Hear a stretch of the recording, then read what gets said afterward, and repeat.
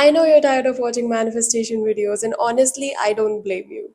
But right now, you've just landed on someone's video who's not going to tell you to just think positive or just act as if or write this letter or visualize, and the thing will be yours. I'm here to talk about the real stuff that we experience as a human on this planet and how that applies in our manifestation journey. So, stick around for this video because you might just find your missing piece.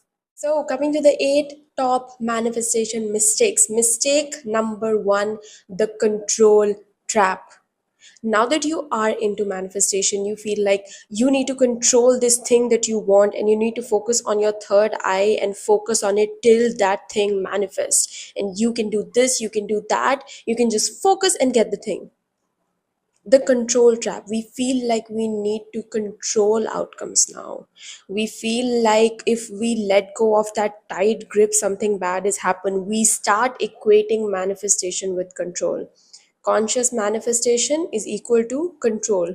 That's what we start believing, that now I know that I am the creator of my reality, I can manifest everything. So I want this thing, I'm going to focus on my third eye, or I'm going to do intense visualizations all the time till I get that thing. And you stop trusting the universe, you stop trusting the flow of life. But what if I was to tell you that literally surrendering and letting go of control is one of probably the most important things when it comes to your manifestation journey?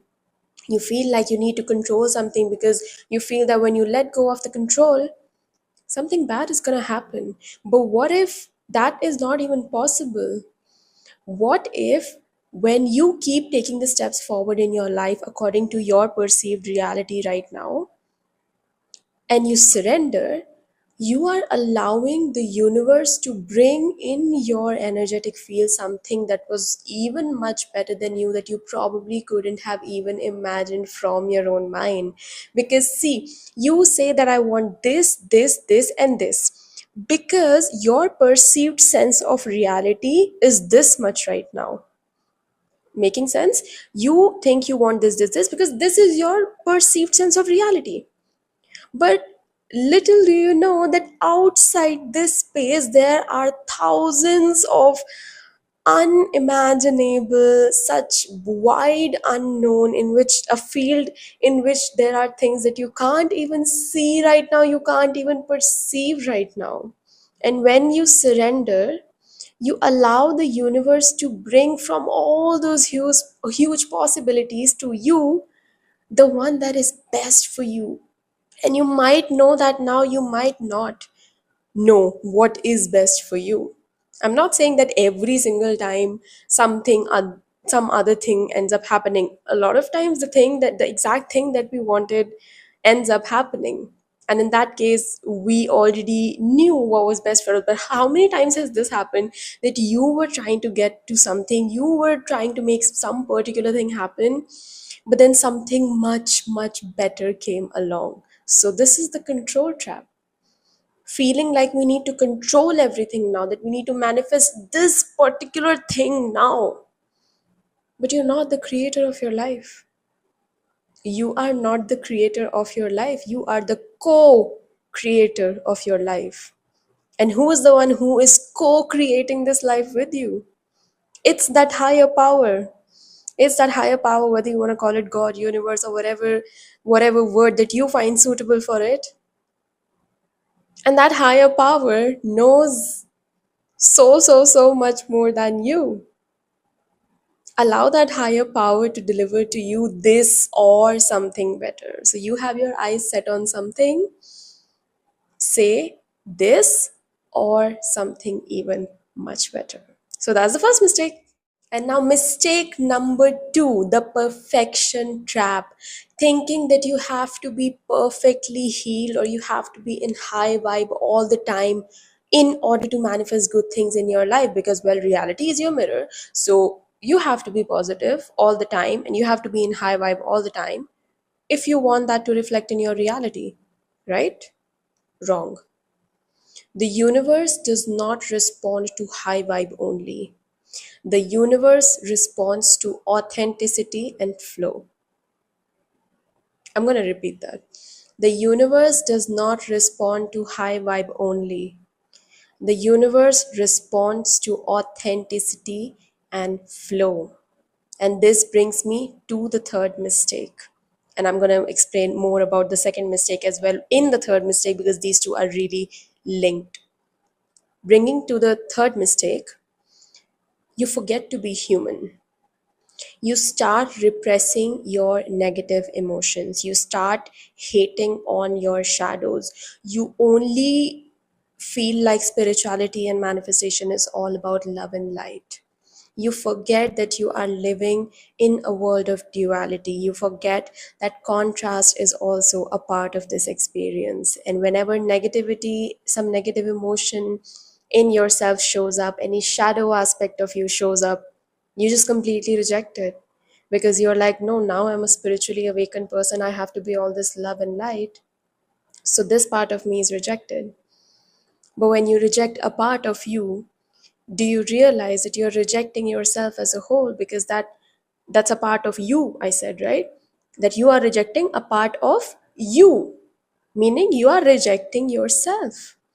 When you are repressing your negative emotions, when you are not sitting with your shadows and giving them the love and the light they need, you're just rejecting yourself as a whole.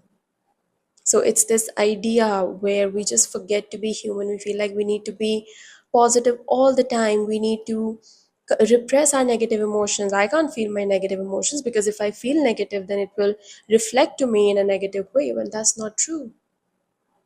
That's not true. I'm going to repeat the point that I said in the second mistake again. The universe does not respond to high vibes only. The universe responds to authenticity and flow. So, are you being authentic? Are you forcing positivity? Or even are you forcing negativity now that you know this point that you have to love your shadows? So you go too much into shadows even when it's not needed, even when it's not showing up for you. Are you forcing positivity? Are you forcing negativity? Are you forcing love and light? Are you forcing the shadows and the negative emotions? Because that's the thing, neither of these are good or bad. Both are a part of you. Do you understand that? It's not that you have to reject the positivity or you have to reject the negativity. No, you have to accept both. If negative emotions are showing up for you, they are showing up because they are ready to be seen, they are ready to be healed. If positive emotions are showing up for you, if you are feeling so much in joy and happiness and love and light, it's showing up for you because you are ready to experience that. Both are important. It's just about responding to what is showing up for you in a moment, in the moment. And obviously, all of us have a lot of repressed negative emotions and repressed traumas, suppressed traumas in our life. So don't be surprised if when you enter the world of spirituality and when you awaken, a lot of your repressed traumas and suppressed emotions start showing up. Don't fall into the mistake of feeling like you're doing something wrong or that you're not as spiritual as you thought you were. No, you're just doing a very important part of the spiritual work, which is integrating your shadows. And how do you integrate your shadows? Is by accepting them, loving them. Because our natural response to shadows is to reject our shadows. And it is the rejection in itself which makes our shadows even bigger. So I hope this point came across. It's a really important point for any human being as a whole, but especially for those who are on the spiritual journey and who know about the love and the light and the healing and manifestation and all these beautiful things. They sometimes unconsciously start rejecting the negativity, but that's not what you're going to do because you're watching this video. Coming to the next mistake. Mistake number 4, doing the right thing in the wrong way. Let's say you know a thing or two about affirmations now and you start doing affirmations, you start saying the most positive things ever, but like it just doesn't align with you in your body when you say that affirmation. Why? Because you just start doing it by the book. Example, let's say you have a belief that nobody loves you. Maybe your past experiences in life have led you to have this belief in yourself that nobody just loves me. And now you start affirming to yourself, no, everybody loves me, everybody loves me, everybody loves me. But as soon as you say that statement, your entire being just rejects it. Your body contracts when you say that statement. Your mind suddenly starts telling you that no, that's not true, everybody doesn't love me, see, that person didn't love me, that person didn't love me. It's not about doing these things by the book, whether it is affirmations, visualization, scripting, anything. Coming back to my example of affirmations to tell you what I mean by doing the right thing the wrong way. So, in that example, we were talking about how you start saying that everybody loves me, but when you say that, your mind starts telling you that no, that's not true, everybody doesn't love me. Your body contracts when you say that statement. And in that moment, instead of helping yourself with the affirmation, you have actually created a lot more resistance. So what's the solution for that? Solution for that is to say something that is actually true, is to acknowledge that we live in a world of duality, that contrast is also a part of this experience. So instead of saying that everybody loves me, you say that the people who are right for me, they love me. There are some people in this life who won't, and that's okay. But the people who I choose to keep in my life, who I choose to be close with in my life, my inner circle, those people love me immensely, and that is more than enough for me. I love them and they love me, something like that. I'm just giving you an example of how to say the true thing, that maybe you don't believe that everyone loves you, and that's fine. It's a world of duality, not everyone is going to love you, to be honest. That's the truth, right? Not everyone's gonna like you, not everyone's gonna love you, but the right people will love you. And you are now gonna invite the right people only in your life. That is the difference about you becoming conscious now, that yeah, I know there will be some people who don't love me, but I don't invite them in my life. I don't have space for that energy in my life. And the people who are there in my life, they love me immensely and I love them, etc. etc. So you get the point. I've shot another video discussing this topic in more depth. So you can watch that video after this one. I will link it at the end of this video. And now, mistake number 5, giving away your power. Giving away your power to all these techniques or the things you are doing in order to manifest something in your life. Let's say you come across some technique, whether it is visualization, scripting, anything, and you feel like that technique is gonna get you what you want. So you start obsessing over that technique, you start obsessing over your scripting letter, or how should I do my scripting letter right, and what's the format of the scripting letter, or how should I visualize, or which meditation should I use, it's this person meditation or that person meditation, and when should I visualize in the morning, should I visualize in the evening, should I visualize throughout the day, and during the day, oh my god, I saw some contrast in my life and I started thinking negatively, oh my god, my manifestation is gone, etc., etc., etc. You know what I'm talking about. Giving your power away to the technique because you think that the technique is going to get you what you want. The technique is not going to get you want. The technique is not going to get you what you want. I've missed a you there. You have to realize that you are the co-creator of your life, not the technique. You are the co-creator of your life, not the technique.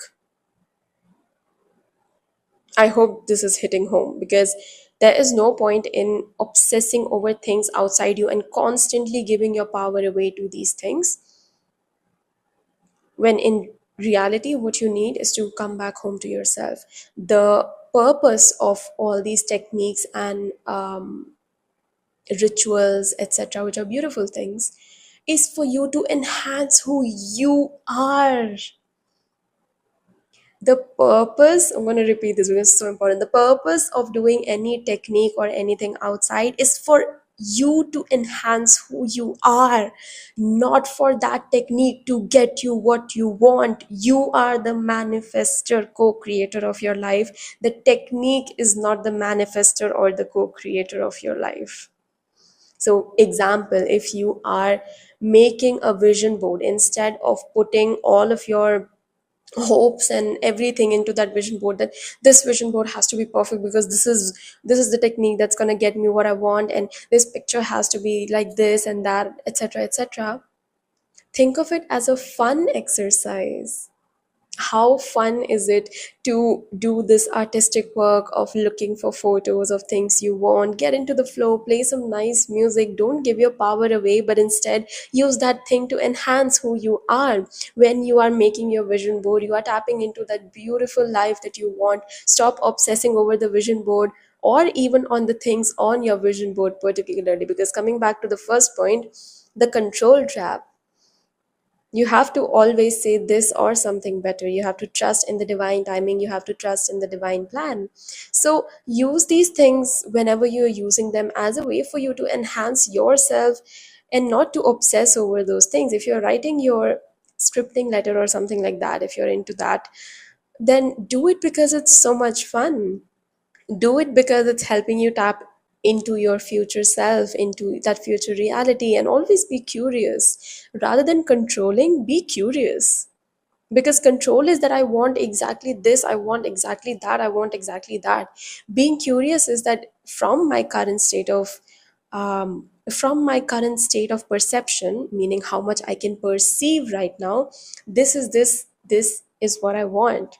But I'm always curious to know if there is something even better for me. Be curious, not controlling. Mistake number 6, we start resisting life. Anytime now contrast shows up in our life, we freak out because we know a thing or two about mirrored reality. And we're like, oh my God, what am I doing wrong that this contrast is showing up and it's going on and on? This thing that I don't want is showing up, showing up, showing up. But you forget that contrast is a part of reality too, and that we live in a world of duality. So, first, just remember this truth that no matter how perfect you are, no matter how much spiritual you are, contrast will be a part of your life. It will not be a big part of your life slowly and slowly, but it will be a part of your life. So I'll say that much, that you definitely can control whether it's a big part of your life, that all your life is just about contrast, or when you become conscious, the contrast becomes less. And the second point I want you to keep in mind for this is that maybe that contrast is bringing up something in yourself that you need to feel. Maybe it's bringing up a part of your shadow that you need to integrate now, that your higher self knows that you are ready to integrate now. So whenever contrast shows up, simply just feel whatever needs to be felt. Like, how does this situation make you feel? And then third, act accordingly. Are you continuously choosing something in your life that you know is sabotaging yourself? Are you saying yes to something again and again which is not aligned with you, and expecting your reality to shift when your decisions are not reflecting that? Choose what kind of a person you want to be. Understand that contrast is a part of life. And honestly, last, give yourself a freaking break, man. You're a human in this human life. It gets confusing sometimes, especially when you awaken it. Things get confusing. Give yourself a freaking break and feel what needs to be felt. Make decisions that really do align with you. And give yourself a break. Now, coming to mistake number 7, not taking action. We live in a physical reality. It's not only about energy work, it's about energy work and the physical action involved in getting to your desire, whatever that desire is. So, I'm going to say this, that energy work is definitely a bigger part of the equation.